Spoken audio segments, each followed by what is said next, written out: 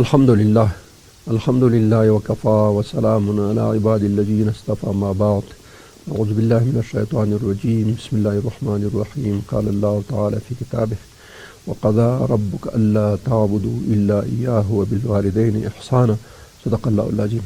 ګرانو لیدونکو السلام علیکم ورحمت الله وبرکاته. په تیرو درسونو کې سلسله کې چې د رښتینې لار په نامه یادېدله، هغې کې موږ په یوه برخه کې د ایمان خبرې وکړې، ایمانیاتو، ایمان په الله، ایمان په رسول، ایمان په کتابونو، په آخرت دام تشریح کړل. هغې نه وروسته عباداتو ته راغلو. په عباداتو کې لمونځ، روژه، زکات، حج، قرآن عظیم شان، تلاوت، ذکر، اذکار، دا ټول شیان او دعوت هم بیان کې. اوس بل مسئلې ته نن انشاءالله په درس کې راځو چې هغې ته ویل کېږي واجبات، مسؤلیتونه او حقوق. دا موږ او تاسو په خپل شریعت کې، په خپل دین کې او په اسلامي قانون کې موږ څه مسؤلیتونه لرو، څه واجبات لرو، څه حقوق لرو چې هغه باید پر ځای کړو. دې اجتماع کې موږ او تاسو د اجتماع یو جز یو، او دا اجتماع د موږ او تاسو د افرادو نه جوړ شوی. موږ به په خپل کور کې خپل هم یو، موږ به مور و پلار هم لرو، موږ به اولاد هم لرو، موږ به ښځه هم لرو، موږ به خور هم لرو، موږ به ورور هم لرو، موږ به ګاونډي هم لرو، موږ به د مسجد امام هم لرو، موږ به هلته استاذ او معلم هم لرو، موږ هلته به چپړاسي هم لرو، په هغې ځای کې به ګیلکار لرو، په هغې ځای کې به مزدورکار لرو، په هغې ځای کې به ډیروري، په هغې ځای کې به کلینري، په هغې ځای کې به دا اجتماع چې څومره بیرون تاسو ولې دا ټول شیان طبي خبره ده، موږ ته معلومېږي. په دغه دفتر کې چې کوم دی، په دې کې رئیس بیل دی، معاون بیل دی، مدیر بیل دی، مامور بیل دی، کمپیوټر والا بیل دی، د خبرو والا بیل دی، د ثبت والا بیل دی، هر څوک ته دا ټول په خپل منځونو کې څه واجبات او مسؤلیتونه لري. ستا څه کار دی، د ده څه کار دی، مدیر څه کار لري، رئیس څه کار لري، مامور څه کار لري، کمپیوټر کار څه کار لري، ثبت کوونکی څه کار لري، د سټوډیو والا څه کار لري، څوک چې خپري ریلې والا هغه څه کار لري، دا څوک چې درس ورکوي د کار څه، د هر چاته معلومات شته چې ما کار او مسؤلیت دا ده. موږ او تاسو په دې دفترونو کې کار کوي، یو لایحه موږ تاسو سره کوي چې دغه د مسؤلیتونه دي، دغه د واجبات دي، دا کارونه به ته کوي. خو د دې په مقابل کې باید څه حقوق هم درکولی کېږي. دا به د حقوق په موږ او تاسو په د اجتماع په ټولنه کې چې موږ او تاسو مور لرو، پلار لرو، اولاد لرو، ښځه لرو، ګاونډی لرو، خور، ورور، امام، استاد، مسجد، دا ټول شیان په دغه اوسني درس کې چې موږ او تاسو انشاءالله کېدای شي 4-5 درسه شي، په دې کې موږ او تاسو د حقوقو بیان کوو چې په دې خپله ټولنه کې کوم مسؤلیتونه موږ ته راجي دي او کوم شیان باید موږ ادا کړو، کوم شیان باید ورکړو، او که بل فرض وی نه کړو نو موږ باندې څه مصیبت راځي، څه تکلیف راځي، څه مشکلات سره موږ اخته کېږو. نو د ټولو اولین خبره چې کوم یو ده، ما چې کوم آیات ولوست هغې کې دا دی چې وقضا ربک الا تعبدوا الا ایاه وبالوالدین احسانا. الله پاک وایي چې فیصله کړې ما، وقضا ربک، ستا رب دا فیصله کړې ده، دا حکم کړی دی چې الله تعبدوا الا ایاه، غیر د نه د بل چا عبادت نه کړي. هغه موږ ایمانیاتو کې دا خبره بیان کړه. بل دویمه خبر ورجوخت وبالوالدین احسانا، او د خپل والدین مور او پلار سره احسان کول. نو د ټولو اول موږ او تاسو په حقوقو کې دا بیانوو چې موږ او تاسو په کور کې چې موږ او تاسو ورته مور او پلار وایو، والدین چې ورته ویل کېږي، دې والدین حقوق په موږ څه دي، موږ به څنګه د دوی حقوق پوره کوو، او دا حقوق کې کوم یو دي. بیا به دویم هغه کې به بیا موږ راځو چې دا مور او پلار حق چې اولاد باندې شته، خو دا د اولاد خو هم څه حق شته په دې مور او پلار باندې کړه چې دا والدین په موږ حق لري، نو خو موږ هم په خپل والدینو باندې حق لرو. نو دویمه مسله به دا یې ورپسې بیا چې دا اولاد خپله په مور پلار څه حق لري. خاوند چې په ښځه حق لري، نو ښځه هم په خاوند حق لري که نه، هغه به څه دا به څه. بیا د هغې نه وروسته موږ او تاسو راځو، موږ او تاسو خور او ورور لرو، د دې څه حق دی، د هغې نه وروسته ګاونډي څه حق دی، د هغې نه وروسته یتیمانو، د پونډو، د رنډو دو څه حق دی. او دا خبره همداسې خپرېږي د ټول ملت حق په موږ څه دی، او موږ په دې ملت باندې څه حق لرو. موږ او تاسو اکثر وایو چې دا ملت په موږ حق لري، نو د دې ملت حق څه دی، څنګه بیا ادا کوو، او موږ په دې ملت څه حق لرو. انشاءالله دا آینده درسونه به زموږ او تاسو په دې مسؤلیتونو، واجبات او حقوق باندې. اوله خبره د والدینو حق دی، ځکه د الله نه وروسته تر ټولو اولین حق چې کوم یو دی هغه د مور پلار دی. نو ځکه په دې باره کې خبره کوو. الله عز وجل فرمایي چې د ما د حق نه وروسته اولین حقدار دویم څوک دی، مور پلار دی. یعنی اول زما حق دی چې الله پاک د ټولو کائناتو خالق دی، رب دی، پالونکی دی، روزي ورکوونکی دی، ژوند و مرګ د هغه په لاس کې دی.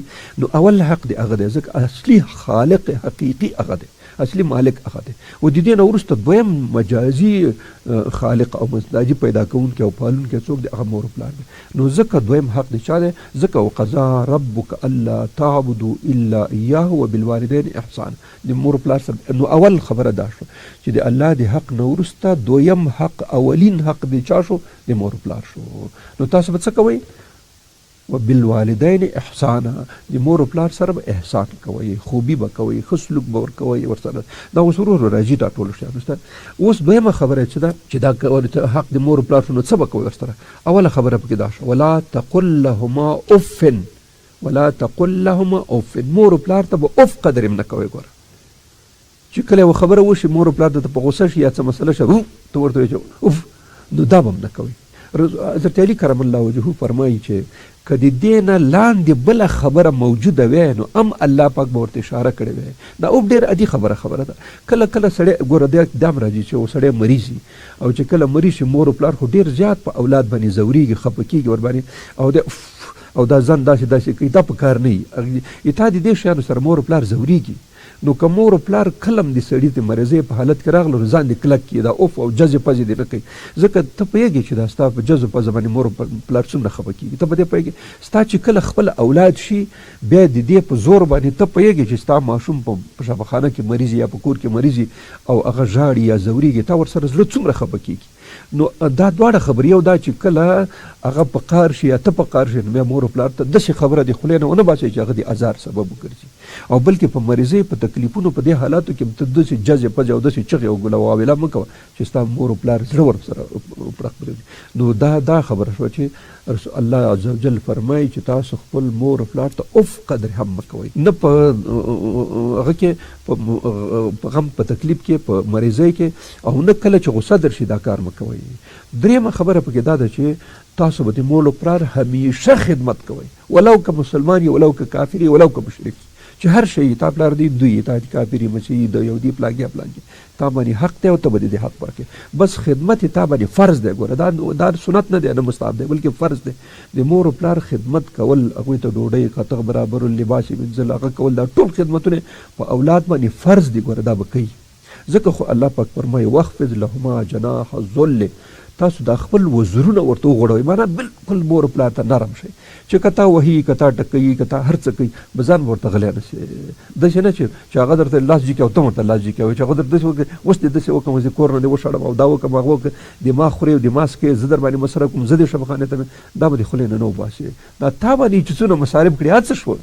کم از کم دې ته خو فکر وکړه چې ته ماشوم یې، مور دې ته په 9 میاشتې به ګېډه کې وګرځولی، بیا دې تا ته د وینو شودې درکولې، تا ته شپه ورځ به درته ناسته وه د ژړل، بیا تا به ګندګي وکړه، ګندګي به دې پاکوله، هغه به څونه مینه او محبت باندې ته دې ځای ته راوړي. دا مصارف څه شو آخر چې ته وایې چې ما په مصرف دی، ما پیسې دی، ما پلانکې دی، دا کیسې به نه، بلکې ستا د مور او پلار په تا خدمت کول فرض دي. لکه څنګه چې مونځ فرض دی، روژه فرض، دغسې د مور او پلار خدمت فرض دی. نو دا د مور او پلار هغه شو چې ته به همیشه هغوی خدمت کوي.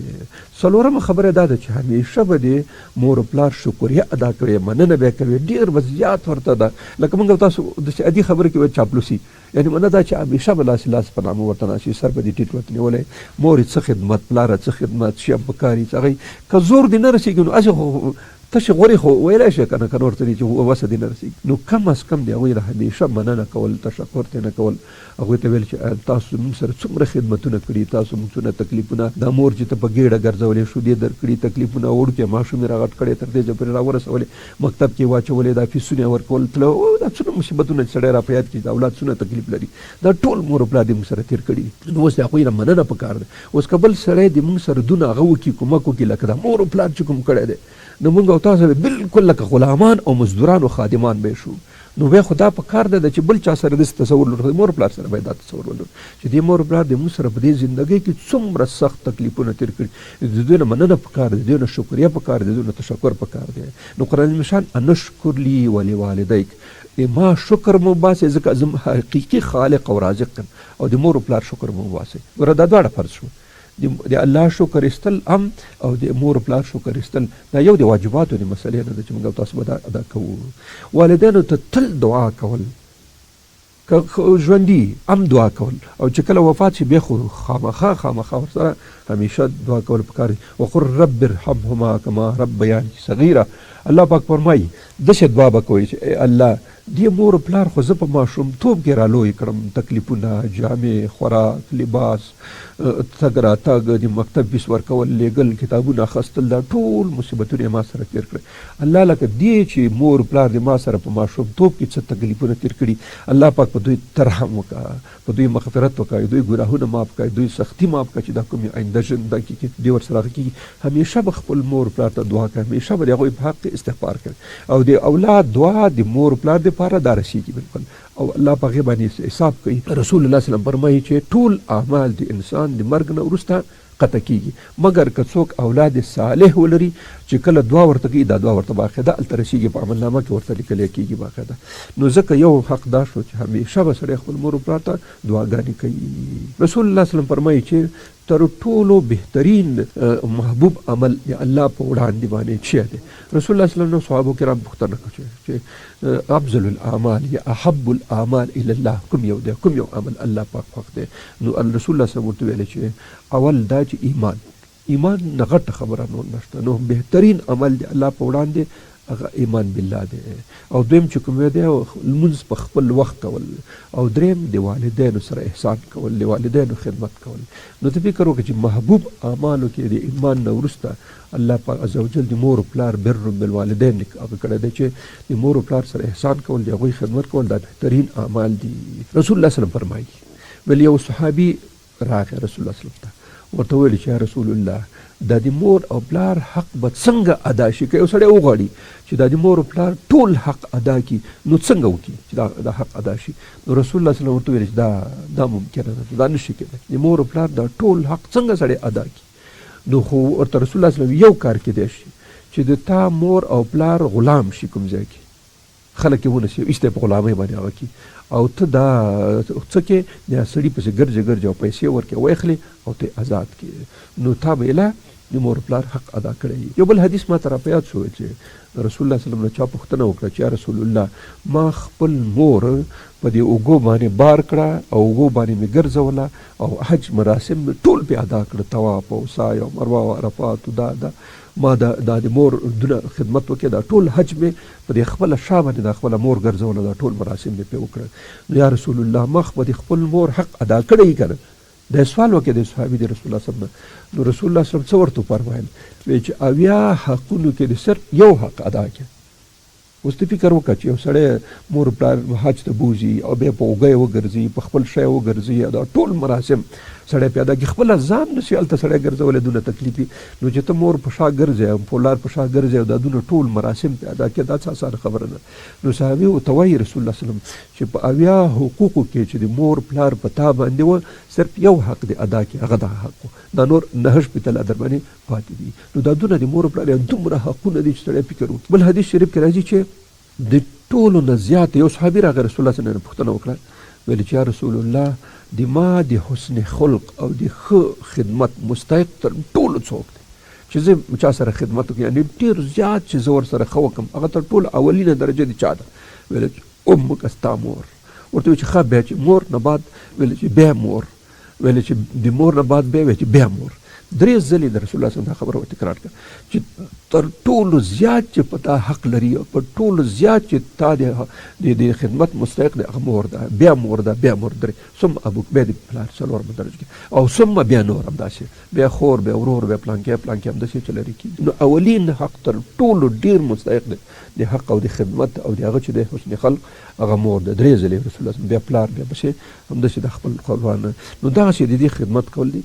بل د مور او پلار په خدمت کې الله پاک جنت سړي ته ورکوي، یعنی جنت ګټلی کېږي. رسول الله صلی الله علیه وسلم فرمایي، امام مسلم روایت را نقل کړی، ګورې دې ته فکر رسول الله صلی الله علیه وسلم 3 ځلې وفرمایل چې پوزه دې خړه شي، پوزه دې خړه شي، پوزه دې خړه شي، یعنې معنا دا چې غرق شو هغه سړی من ادرک ابویه عند الکبر، چې چا مور پلار بوډاګان یعنی مشران عمر زیات شوی یا یو یا دواړه، یعنی یا مور ژوند زړی یا پلار زوړي او یا دواړه پي او د دوی په خدمت کې جنت ونه ګټي نو بس دا غرق شو. بل حدیث دی رسول الله صلی الله علیه وسلم فرمایي او بلکې واقع بیان شوی ده، یو ځل رسول الله صلی الله علیه وسلم په مسجد نبوي کې په دې اوله پایه باندې چې کله پښه کېښودله نو ویل چې امین، بیا دویمه پایه باندې چې دا دویم د منبر بیان باندې کله نو بیا ویل امین، د درېیمې هغه ته چې کله پورته شو نو بیا ویل چې امین. صحابه کرام داسې حیران غوندې شو چې دا رسول الله صلی الله علیه وسلم چې په هره پایه باندې پښه ږدي نو بیا وایي چې امین بیا امین. نو چې کله هغه خلاصه شو خطبه نو رسول الله صلی الله علیه وسلم صحابه کرامو عرض وکړ چې یا رسول الله تاسو نن اشنا غوندې کار وکړئ چې کله په یو پایه پښه کېښو امین ویلی چې بیا دا بیا باندې پښه کېښو بیا هم امین ویلی چې بیا دا درېیمه پایه هم پښه کېښوده بیا هم امین ویلی، دا څه کیسه وه؟ دا باندې خو موږ پوه نه شو ځکه تاسو امین ویلی نور خبره معلومه نه شوه. نو رسول الله صلی الله علیه وسلم ورته وویل چې ما ته جبرائیل راغی او جبرائیل راته ویلی چې هغه څوک د هلاک شي چې هغه مور و پلار ژوندی او دی په خدمت کې جنت ونه ګټي. ما ویل چې امین هلاک دي شي دا سړی. ګوره دا څومره غټه خبره ده. جبرائیل علیه السلام امین ویلی، رسول الله صلی الله علیه وسلم پې امین ویلی چې هغه څوک د هلاک او تباه او برباد شي چې مور و پلار یې زاړه او د هغوی د خدمت موقع درته برابرې او دی د دوی په خدمت کې جنت ونه ګټي. نو دا غټ بدبخت همدا دی چې د مور و پلار په خدمت کې دا سړی د جنت مستحق نه شي. او بله خبره یې دا ورته وکړله چې په چا باندې رمضان تیر شي، رمضان مکمله میاشت او دی پکې جنت ونه ګټي او مغفرت ونه ګټي نو هلاک شو، برباد شو. ما ورته امین هلاک دی. او درېیم دا چې کله ستا نوم بیا چې مبارک نوم محمد مصطفی او څوک در باندې درود ونه وایي نو دی هلاک شوی. ما ویل چې هلاک دی شي. نو ګوره دې کې یو خبره دا ده چې د والدینو په خدمت باندې ختمي خبره دا ده چې الله پاک جنت سړي ته ورکوي. دوه حدیث بیان شو، یو دا چې پوره دې پوزه دې توره شي، پوزه دې توره شي، پوزه دې توره شي چې د مور و پلار په خدمت کې سړی جنت ونه ګټي. او دا بل حدیث چې جبرائیل علیه السلام رسول الله صلی الله علیه وسلم ته وایي چې هغه څوک د هلاک و برباد و تباه شي چې څوک د مور و پلار په خدمت کې جنت ونه ګټي. نو دې نه غټه خبره څونه هغه د دې نه غټه هغه شی د والدینو خدمت د جهاد په اندازه باندې ثواب لري. جهاد تر ټولو بهترین عمل دی الله په نسبت باندې جهاد فی سبیل الله د الله په خاطر باندې جهاد وشي. نو دلته یو ځای کې یو صحابي راغی رسول الله صلی الله علیه وسلم ته چې یا رسول الله زه جهاد ته تلل ستاسو سره غواړم چې درته لاړ شم. نو رسول الله صلی الله علیه وسلم ورته ویل چې مور پلار دې ژوندي دي؟ ویل چې هو مور پلار مې ژوندي دي. ویل چې بس لاړ شه ته د هغوی خدمت کوم، دا ستا جهاد دی. یعنې هغه په ځای باندې دا کار وکړه. نو د مور پلار خدمت د جهاد قدر ته ثواب لري او د جهاد ثواب چې دی دا بلا انتها دی، اندازه معلومه نه ده. بل حدیث کې راځي رسول الله صلی الله علیه وسلم ترمذي را نقل کړی چې د مور پلار دواړه یا یو دا د جنت وسطي دروازه ده، یعنی د جنت د دروازو نه یو دروازه د مور و پلار خدمت کول دي. که څوک غواړي چې جنت ته داخل شي، جنت وګټي، نو د مور و پلار خدمت دې وکړي. نو چې مور و پلار خدمت یې وکړي دا دی. بل حدیث شریف کې راځي چې د مور و پلار تر قدمونو لاندې جنت دی. که څوک غواړي چې جنت وګټي نو ځان دې د مور و پلار تر قدمونو لاندې واچوي. معنا دا چې د مور و پلار خدمت دې وکړي، مور و پلار ته دې تابع شي، مور و پلار سره دې ټیټ شي ورته. نو د مور و پلار په خدمت کې جنت ګټلی کېږي او د مور و پلار تر قدمونو لاندې چې دی جنت دی. بل حدیث کې راځي رسول الله صلی الله علیه وسلم فرمایي، دا امام بخاري امام مسلم دواړه متفق علیه حدیث دی چې رسول الله صلی الله علیه وسلم صحابه او کرامو ته وفرمایل چې تاسو ته اکبر الکبایر غټې غټې ګناهونه چې د ټولو نه غټې ګناهونه وي هغه درته ونه ښیم چې دا کوم یو قسم دی. نو رسول الله صلی الله علیه وسلم ورته صحابه پوښتنه وکړه چې یا رسول الله ولې نه اکبر الکبایر غټې ګناهونه چې تر ټولو غټې عملونه ته وښیه. نو رسول الله صلی الله علیه وسلم ورته الاشراک بالله، د الله سره شرک کول، د الله سره بل څوک شریکول، الله سره بل څوک ګډول، هغه ته هغه صفات ورکول چې کوم صفات د الله دي، هغه ته هغه اختیار ورکول چې کوم د الله پاک دی. دا تر ټولو غټه غټه ګناه اکبر الکبائر دا دی چې تر ټولو غټه ګناه ده چې الله سره شرک او هغه ورسره ګډ شي. خو دې نه وروسته وحقوق الوالدین، د دې نه دویمه غټه ګناه چې کوم ده اکبر الکبائر حقوق الوالدین، مور پلار نافرماني کول چې مور پلار نه سړی باغي شي، مور پلار خوشي کي، بس په نورو کارونه اخته شي او د مور پلار هیڅ خیال نه ساتي. نو دا اکبر الکبائر غټه ګناه دا شوله. یو بل حدیث ما ته راپیاد شو اوس په ذهن کې راغی چې د رسول الله صلی الله علیه وسلم په زمانه کې یو مسلمان وفات کېدو. د وفات په حالت کې خلک ورته راغله. دا موږ تاسو مسنونه طریقه د سنت طریقه ګوره دا ده چې کله څوک وفات کېږي خلک دې ورته راټول شي، هر سړی د ځان سره کلمه وایي. دا یو خبره واورېدل دا مثلا چې داسې ورته مه وایه مریض ته چې کلمه وایه دا به ورته نه وایه، دا خپلو ځانو سره کلمه شروع چې لا اله الا الله محمد رسول الله، هر سړی دې همدا وایي. ځکه رسول الله وسلم فرمایي چې تاسو خپل مړو ته د لا اله الا کلمه تلقین کوي، یعنې خپله وایي، خپله وایي لا اله الا الله لا اله الا. نو سړی به واوري مریض شي کوم یو دی واوري نو هغه به ژبه چالان شي، خپله به لا اله الا وایي، بالاخره په همدې حالت کې به دی وفات شي، نو دا به مؤمن دی د دنیا نه لاړ شي. نو یو سړی وفات کېدو مسلمان د رسول الله وسلم په زمانه کې خلک ورته راغله، ورته کېناسته شاوخواته، ټولو شروع وکړه چې لا اله الا الله لا اله الا. دې سړي ژبه بنده شو، بس هېڅ لا اله نه ویلې، هېڅ خو خدا ژبه پې دې خبره باندې نه چلېدله. نو خلک هېڅ ارتو دی چې وکړه ونه شو. لاړه رسول الله وسلم ته شکایت وکړه چې یا رسول الله دغه سړی وفات کېږي، موږ ورته کلمه تکرارو، دی کلمه نه تکراري په ژبه باندې، دا څه غم دی. رسول الله وسلم خپله پسې راغی، خپله ورسره راغی 2-3 کسانو سره. نو چې کله راغی دې سړي ته خپله رسول الله صلی الله علیه وسلم تکرار کړه کلمه لا اله الا الله. دې سړي خوله پې چالان نه شو، خپله باندې رانغله. نو بس رسول الله وسلم پوه شو چې څه مسله خو شته، څه خطرناکه مسله شته دی چې دې سړي ژبه په دې لا اله الا باندې ولې نه چلېږي. نو پوښتنه یې وکړله چې څه خبره ده؟ دا وایي چې مور و پلار شته؟ وایي چې و مور ژوندی ده. ویلې چې د مور او د دې روابط څنګه ورسره؟ ویلې چې مور ته یې نه خفه وه، بس دستي مور راوغوښتله. مور راوغوښته چې دا څنګه کیسه ده؟ وایي چې داسې دې سړي خو ما سره داسې کړه، خپل ښځې ته خپل اولادونو ته به توجه کوله، ما ته به توجه نه کړه، چې څه مشکل و همغه یې ورته بیان کړه چې زه خو ته نه خفه یم. نو ورته وایي چې ګوره ته خو یې مور او دا دې زوی دی او دا دې اولاد دی، دا اوس وفات کېږي، دی به دوزخ ته ځي، دی به داسې دا ټول شیان ورته وایي، دې مصیبتونه تکلیفونو سره به اخته کېږي.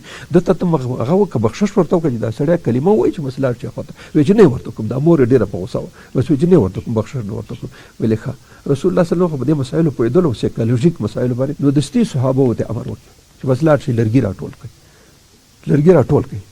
بس د مور ورته وایي چې یا رسول الله لرګي څه کوي چې لرګي راټولوي؟ دلته مسله بېله ده، ورته وایي چې لرګي راټول کړئ. وایي چې ګوره دا زوی نه ته خو ډېره زیاته خفه یې او ته ترې نه ډېره زیاته ناراضه یې، ستا په مخ کې دلته اور وراچومه چې دا ستا زړه پې یخ شي. نو خو مور خو مور پلار خو بیا ترحم والی. وایي چې یا رسول الله نه دا کار مه کوه، مه یې سوځوه، زه ورته بخشش کوم. هېڅ ته سړي ته بخشش وکړي چې دا څنګه د مور د خولې نه دا خبره ووته چې ما ورته بخشش کړی. نو الله پاک عز وجل د دې سړي په خوله باندې کلمه جاري کړه او په همدې حالت کې دی وفات شو. تاسو دې واقعیت او دې حدیث او دې هغه ته تاسو فکر وکړئ چې د مور و پلار په نافرمانۍ کې د انسان په دې ژبه او په دې خوله باندې کلمه نه راځي، او چې کله کلمه په رانغله اخره خاتمه چې چا په کلمه باندې ونه شوه، نو تاسو فکر انجام نه ځي.